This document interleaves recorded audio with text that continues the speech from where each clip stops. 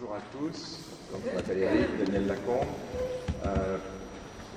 J'ai un bureau d'architecture et je vais vous montrer vraiment, à titre de conversation entre nous, une expérience d'un quartier où finalement on a été soumis à la question de l'inondation. Et c'était il y a déjà 5-6 ans, et c'est un des premiers quartiers en France qu'on a construit en zone PPRI, risque moyen. Je dis ça parce que depuis, je suis invité assez souvent, parce qu'en fait, on est très peu à avoir été confronté concrètement à cette question-là. Et par ailleurs, j'enseigne à l'école d'architecture de Paris-la-Villette, les 5e années, sur un cours, ça vous fera plaisir, qui s'appelle Urbanité et risques naturels. Parce que, comme point de départ, je ne pense pas qu'il soit crédible aujourd'hui d'opposer linéairement la question de l'urbanité et la question des risques naturels. Pourquoi ? Parce que on est quand même en train de passer de 7 milliards à 9, que les terrains, je dirais, qui nous restent, les urbanistes, les architectes, les paysagistes, sont des terrains qui, de toute manière, rencontreront de plus en plus la question des risques naturels, quels qu'ils soient. Vous avez évoqué la question de la loi littorale ce matin. J'avais construit juste au-dessus de Cannes un projet à Sophia Antipolis sur l'appréhension et la compréhension des logiques de ruissellement de l'eau, avec les acteurs qui heureusement n'a pas subi de dommages, mais il faut qu'on reste absolument humble sur cette question-là, tout en considérant qu'on a le droit de s'y attaquer.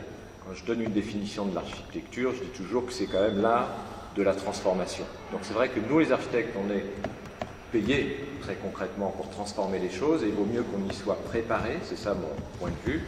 En même temps, la nature a le droit, elle aussi, de continuer à transformer les choses de son côté. C'est vraiment une partie que l'on fait l'un avec l'autre ou l'un contre l'autre. La deuxième question que vous verrez dans l'expérience de Romorantin, puisqu'il s'agit de la ville de Jeanny-Lorjou, sénateur-maire à Romorantin, et c'est ça qui a le plus intéressé et les élus et l'État, parce que pour le faire vite, en gros, tous les élus que je croise veulent construire en zone inondable, et chaque fois que je croise quelqu'un de la DDT ou du ministère, je préférais qu'on ne construise pas. Là aussi, si on continue à rester aveugles les uns avec les autres, on n'aura pas beaucoup d'occasions de réfléchir à ce que j'appelle ces concertations inventives, où finalement, on a plus à apprendre les uns des autres. Et le cas de la Faute-sur-Mer est un cas trop simple, voire simpliste, pour qu'il puisse à lui tout seul faire réfléchir notre communauté sur ces choses-là. Quant à l'opposition riche-pauvre, c'est pas si simple non plus. J'ai vu vos petits jeux de mots sur Liliane Bettencourt. Je veux dire, je reviens de la Nouvelle-Orléans, et là, après Katrina, d'une certaine manière, c'était plutôt les pauvres qui étaient dans l'eau et des populations très fragiles.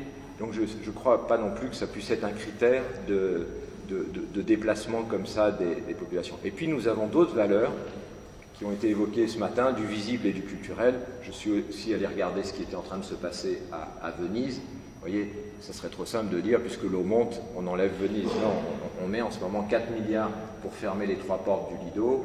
On va mettre 14 milliards sur New York, ça ne protégera pas Boston. Donc on est comme ça dans une problématique internationale sur ces choses-là. Donc ce que je souhaite vous présenter, c'est que finalement, prenons quelques cas d'études et soyons plus nombreux à le faire, avec leurs forces et les faiblesses, et évaluons-les, si vous voulez. Quand le maire de Narbonne m'a demandé, je suis venu ici il y a quelques mois, il y a très peu de temps, pour donner mon avis sur le projet que vous êtes en train de faire sur la construction du musée qui doit être réalisé par Norman Foster et du quartier autour. J'ai été très frappé, et ça m'a plu ce matin que vous évoquiez la question de la visibilité, parce que tout le monde raconte que le risque va venir en débordant le canal et arriver comme ça sur le musée et sur le quartier, et j'ai compris après une journée que finalement les risques étaient plus importants sur les remontées de nappes phréatiques qui étaient juste derrière, en contrebas, exactement comme à la Nouvelle-Orléans. On attendait l'eau du côté du Mississippi, et elle est arrivée par le lac Pontchartrain. Donc, je suis surfeur et je crois que la question de l'eau et de sa visibilité est importante. Je commence parce que je fais comme tous les architectes, j'arrive pour faire un concours à Romorantin. Le maire est dans des difficultés terribles, il a perdu une usine qui avait été rachetée par Lagardère, qui s'appelle Matra. C'est un départ de population et d'emplois considérable. Et je sais pas que j'aime bien ces situations-là, mais ce sont celles qui m'intéressent. Vous voyez, perte d'emploi, conscience, transformation de la ville, et on ne peut pas, dans des situations pareilles, se dire, y compris sur d'autres raisons qui sont dialectiques ou réelles, eh bien, on va arrêter de construire en centre-ville parce qu'il y a des rivières. Vous voyez aussi, il faut qu'on regarde comment tous les PPRI sont fabriqués, parce que si on ne construit pas en centre-ville, on perd énormément d'avantages, où on multiplie par 10 les routes, l'éclairage urbain, les égouts. Donc, vous voyez, moi, tous mes copains archi disent non lotissement, oui à la densité. Ça ne veut pas dire qu'il faille faire n'importe quoi, mais l'abandon immédiat de la construction dans les zones à risque n'est pas non plus entendable aussi vite que ça.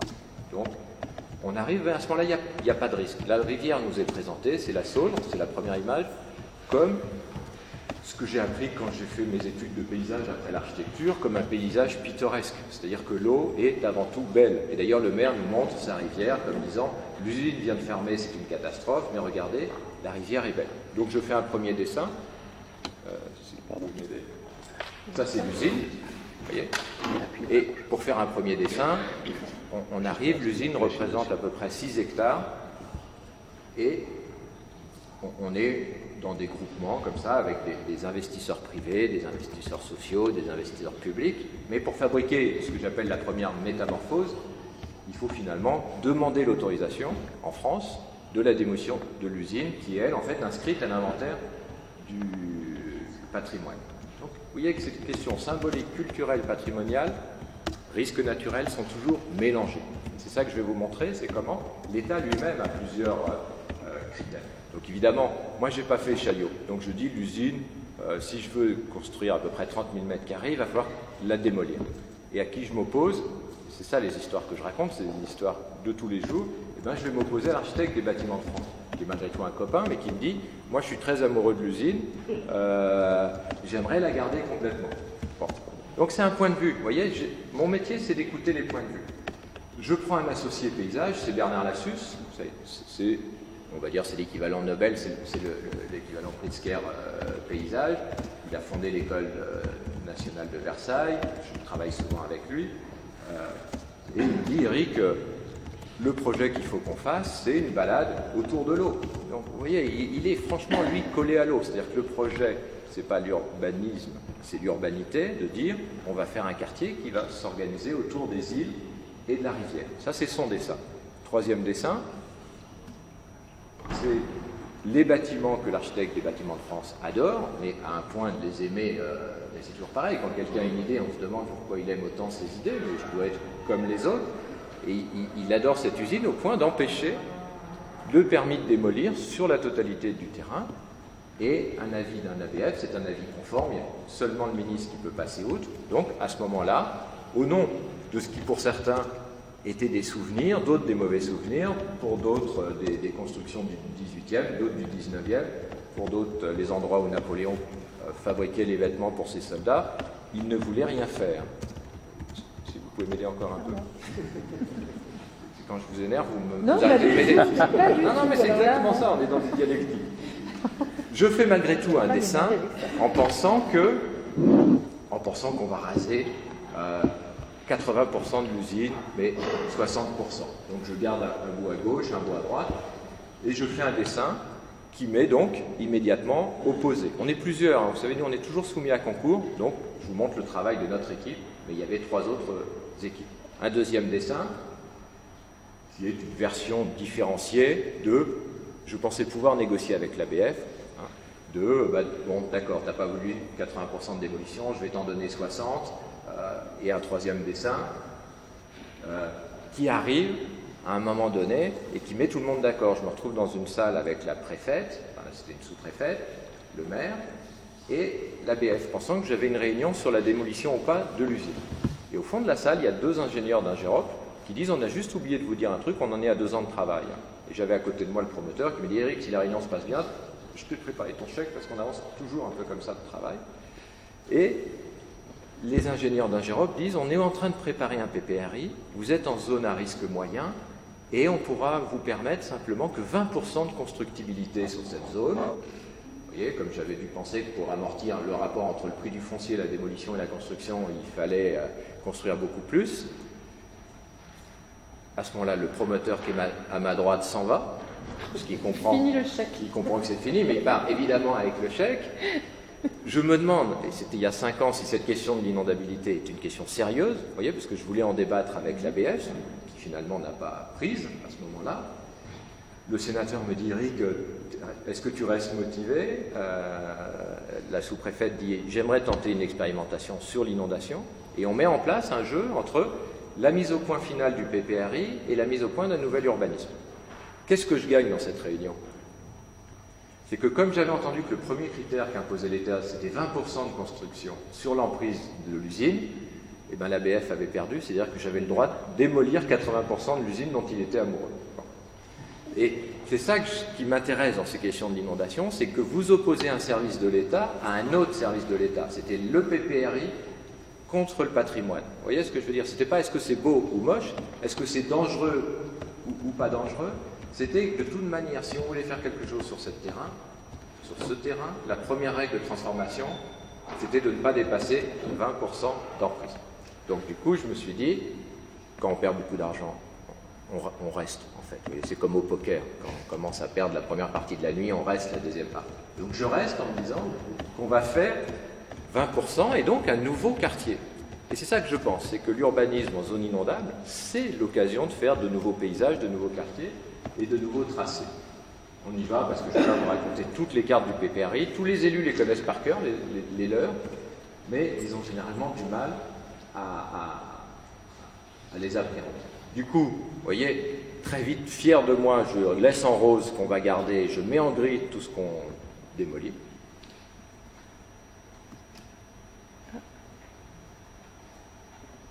Et on recommence un nouveau dessin de quartier avec mon nouveau constat à ce moment-là, c'est de me dire que l'architecture, on nous demande en permanence, et je l'accepte assez bien, de fabriquer des abris étanches. On est d'accord? C'est ce qu'on me demande de plus en plus, si vous regardez y compris la loi thermique. Je viens de finir un bâtiment BPOS, ça veut dire à énergie positive. On nous demande de faire des abris étanches. Mais je me dis que ce n'est que la moitié de l'équation. C'est que si on fait des abris complètement étanches, mes enfants ou mes petits-enfants, quand ils verront une goutte d'eau, quand ils verront un bloc de glace, quand ils verront un souffle de vent, seront complètement perdus. Ce qui s'est passé à Cannes il y a 15 jours.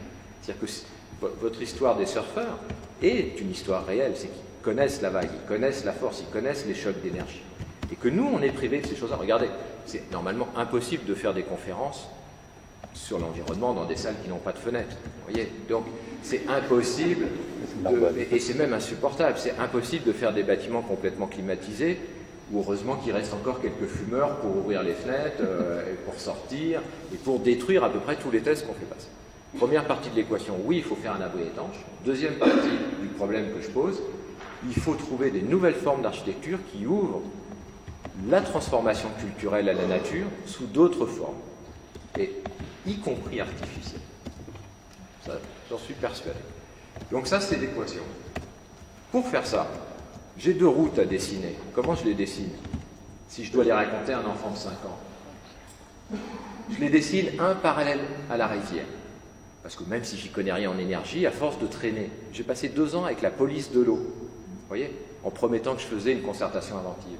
J'ai passé 2 ans avec les DDT, avec tous les gens qui travaillent sur ces problématiques-là. Et à force de m'y intéresser, on y prend du plaisir. Et donc j'ai fait des choses absolument évidentes. La route du haut, qui est toujours parallèle à la rivière, elle est droite, pourquoi? Parce qu'elle ressemble à la forme de la ville qui est au-dessus. Et la route du bas, qui est aussi parallèle à la rivière, elle prend la forme du méandre.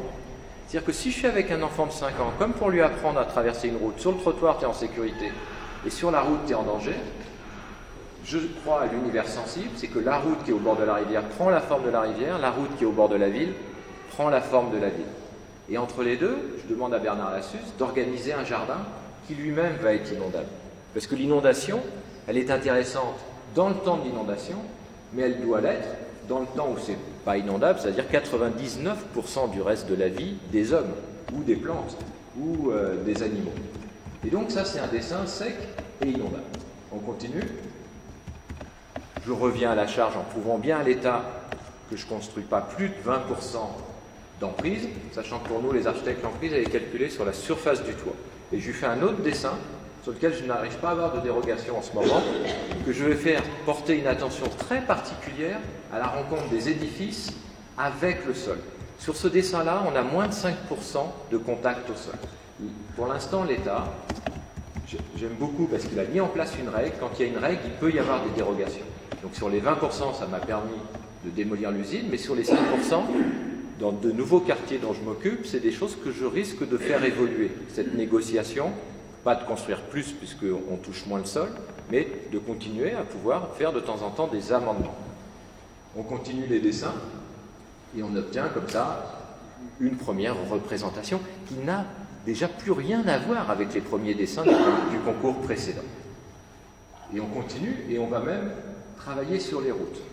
On fait le projet des routes. Deuxième problème sur les routes. Ce que je ne vous ai pas dit, c'est combien l'État nous demandait de rehausser la ville par rapport au sol naturel. La question du sol naturel était très complexe puisqu'on était sur une usine elle-même construite sur un remblai. On a mis 1 an à se mettre d'accord sur ce qui était le zéro du sol naturel. Puisque c'était un remblai qui lui-même était artificiel, c'est pour ça que je crois à l'artificiel progressif. On a considéré que le sol de l'usine était le niveau naturel, qui était lui-même déjà 1 mètre au-dessus du niveau de la rivière. À partir de ce niveau-là, l'État, d'après ses calculs, que j'ai toujours respectés, me dit « Eric, il faut qu'on monte, on peut atteindre des niveaux d'eau d'1,30 m. 1,20 m en vrai. Mais on aimerait en plus une garde de sécurité, on va t'en coller pour 30 cm de plus, 1,50 m. 1,50 m, vous voyez ce que c'est, 1,50 m par rapport à un sol pour construire, non pas comme à Hambourg, des tours d'immeubles avec des ascenseurs, non pas comme à Marseille, le Mucem, non, pour construire de l'habitat ordinaire, traditionnel, je construis à 1 250 € du mètre carré, c'est-à-dire du logement le plus évident possible. 1,50 m, je me dis, j'ai gagné un combat entre l'État PPRI et l'État ABF. 1,50 m, je ne peux pas construire de maisons individuelles. Pourquoi? Parce que les maisons individuelles doivent être aussi, pour l'État, accessibles pour les personnes à mobilité réduite, ce qu'on appelle les PMR. Et on a des règles comme ça d'accessibilité avec des rampes à 5%. Franchir 1,50 m à 5%, je ne vous le fais pas. Quand je suis avec mes étudiants, je pose la question. Mais ça fait 30 mètres de linéaire de rampe. Ce qui veut dire que plus les paliers de repos, on doit faire le demi-tour et tout ça, ça fait des rampes à 40 mètres. Je me dis, ça y est, encore une dialectique qui m'intéresse. D'un côté, j'ai les PMR, et de l'autre côté, j'ai tapé fort avec l'État qui, en PPRI, veut qu'il n'y ait ni remblai, ni déblai. Genre, en gros, le terrain est comme ça, si on y touche, il va être plus fragile, si on n'y touche pas, ça sera mieux. Et je dis, c'est impossible, on ne peut pas faire des maisons individuelles avec des rampes à 40 mètres. Et je propose de couper la poire en deux. Alors vous allez me dire que je suis carrément l'homme de la négo. Et je leur dis, est-ce qu'on ne serait pas capable de faire des routes en mini-digue à 75 cm? Ça ferait déjà la moitié du chemin.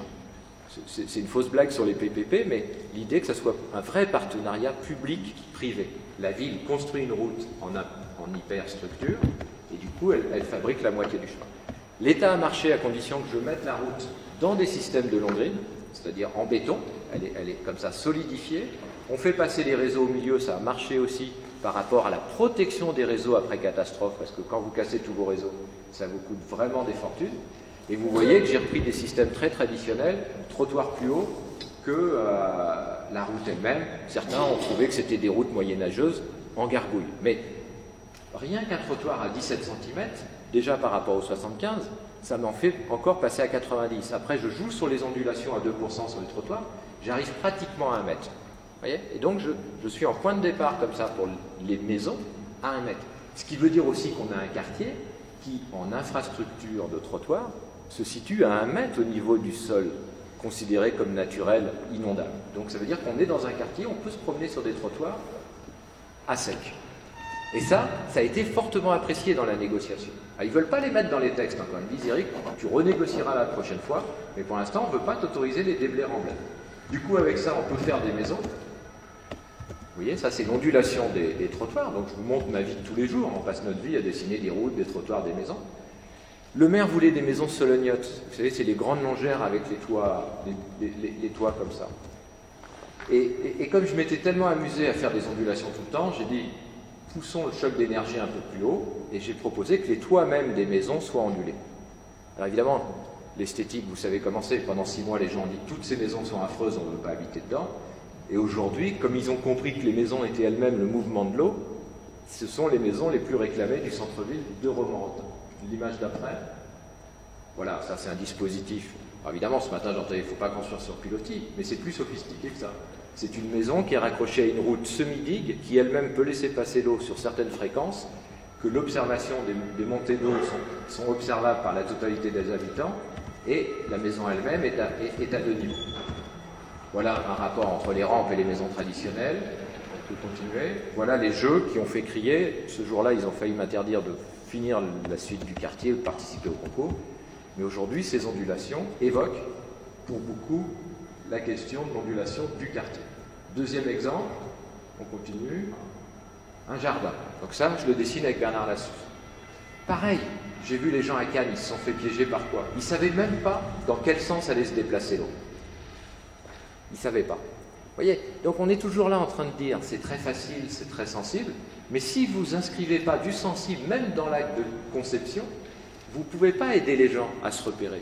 Moi, j'en vois des gens sur la plage à Guétari se faire attraper par les vagues, par les baïles, par les retours. Et c'est les pros qui s'en sortent. Vous voyez, les très grands golfeurs, ce n'est pas ceux qui ont la meilleure technique, c'est ceux qui savent lire les pentes au sol. Donc, ce système sensible fait qu'avec Bernard, on dessine un jardin qui est, comme ça, une flèche du sens de l'eau. C'est-à-dire qu'on comprend que l'eau arrive de droite vers la gauche. Au milieu, comme toujours, ça c'est assez complexe en milieu hydraulique, il faut laisser passer l'eau et de temps en temps il faut la conserver. Donc la moitié du jardin est consacrée à ce qu'on appelle la fabrication d'un bassin de rétention. Donc vous le voyez, voilà le quartier avec la fraction de l'usine qu'on avait conservée. Et ça c'est le bassin. Tous les ingénieurs, pendant la fabrication de ce bassin, on peut avancer un peu, m'ont demandé à ce qu'il soit lui aussi, bizarrement, après les demandes de naturel, le plus étanche, donc le plus artificiel. C'était les sols pollués dessous ? Exact. Je n'ai pas parlé de la pollution, j'ai mis 2 ans à dépolluer le site puisque c'était une usine. Mais donc ils voulaient que le bassin reste comme ça. Comme je fais pas mal d'autoroutes, vous savez, le long des côtés, on a toujours les bassins avec les grandes membranes noires. Mais je me dis, comment on peut être dans un quartier les premiers dessins avaient été faits par Léonard de Vinci, qui va être avec un cœur qui est son propre bassin, son propre jardin. Comment on peut laisser à ce moment-là une nouvelle image culturelle de nature aussi artificielle?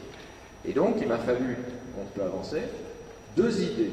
La première, c'est sur le bassin, on ferait passer une passerelle, qui serait elle-même jardin, ce qui veut dire que tous les habitants du quartier voient et observent dans leur quotidien, dans leur déplacement, les montées et les descentes des eaux.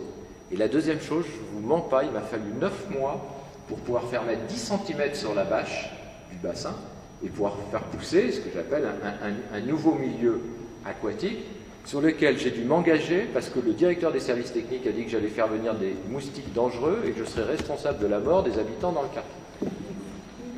Juste à côté, j'avais installé, ce qui paraît très bizarre après les événements de Cannes, j'ai installé un truc que la sous-préfète a autorisé, un habitat de personnes âgées, qui, elles, sont très sensibles à l'idée de rester en centre-ville pour les questions des déplacements, avec des choses à observer, et non pas qu'on les mette, comme on fait souvent, à 15 km au milieu de la campagne perdue. Et ce sont les personnes âgées qui, elles-mêmes, ont milité pour que devant leurs fenêtres, oui, 3 minutes, j'arrive de Paris, je peux parler encore 5 minutes, hein.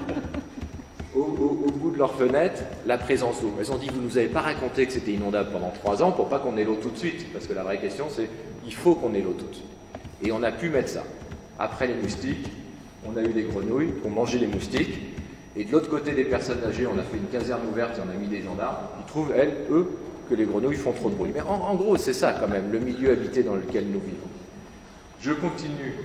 Avec Bernard Lassus, on a fabriqué les bordures du jardin en papier froissé pour évoquer l'irisation de l'eau.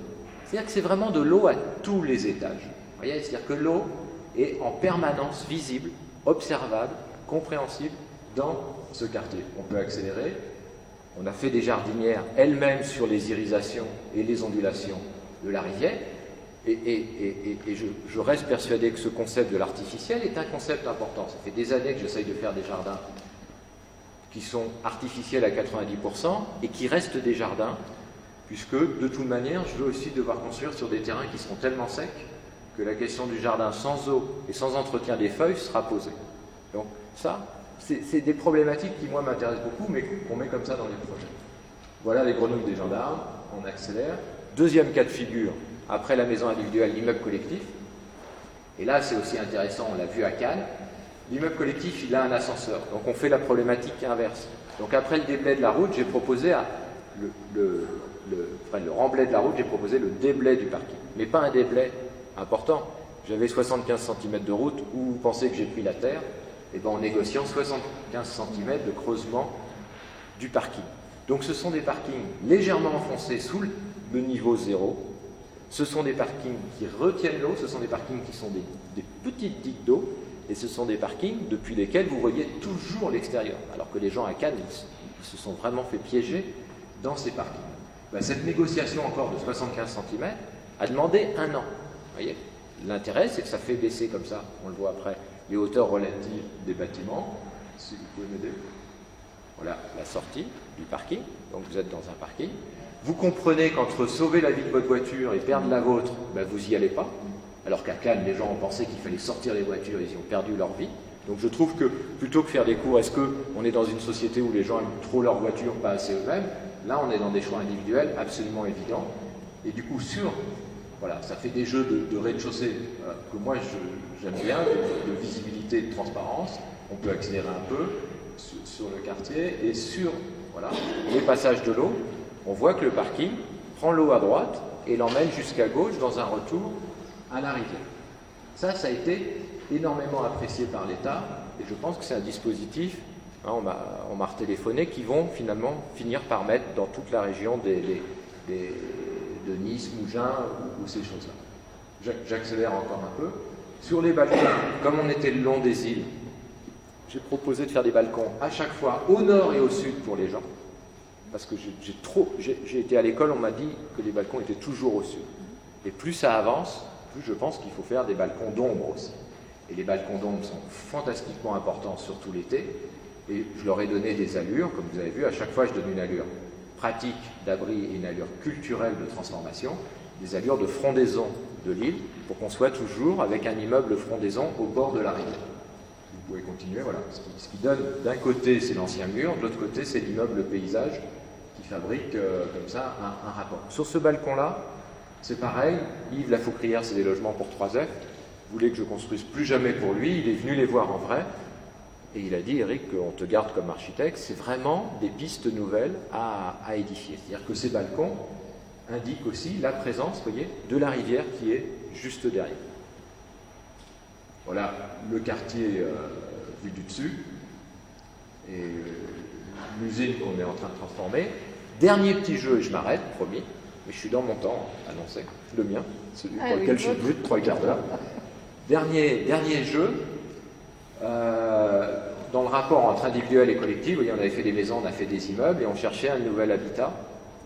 Et le maire lui-même est allé retrouver les cartes postales de bateaux lavoirs sur lesquels ses parents dansaient quand ils étaient enfants. Donc c'est pour ça que ces images-là dépassent l'architecte. Nous, l'architecte, on peut faire un acte créatif, mais la vraie esthétique, c'est celle qui est à l'émergence des habitants.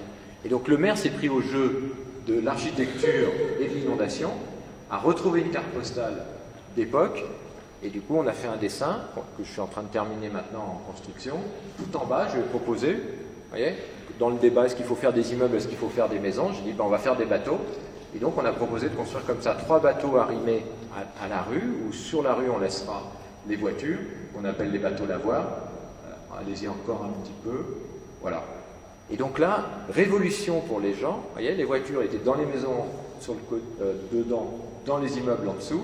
Et bien là, on propose. Vous voyez, ça ne veut pas dire que ce soit un quartier écologique, mais c'est un quartier paysager. On propose que la voiture reste arrimée à la route et que par une petite passerelle, puisque la route est là aussi à 75 cm, vous puissiez monter dans un bateau lavoir qui, en fait, regroupe 8 petits logements, c'est des 3 et 4 pièces, et ça c'est un chantier qui a fait aussi un peu de bruit, mais que je suis en train d'achever, et là c'est prêt pour le mois de février. Voilà, je vous remercie beaucoup.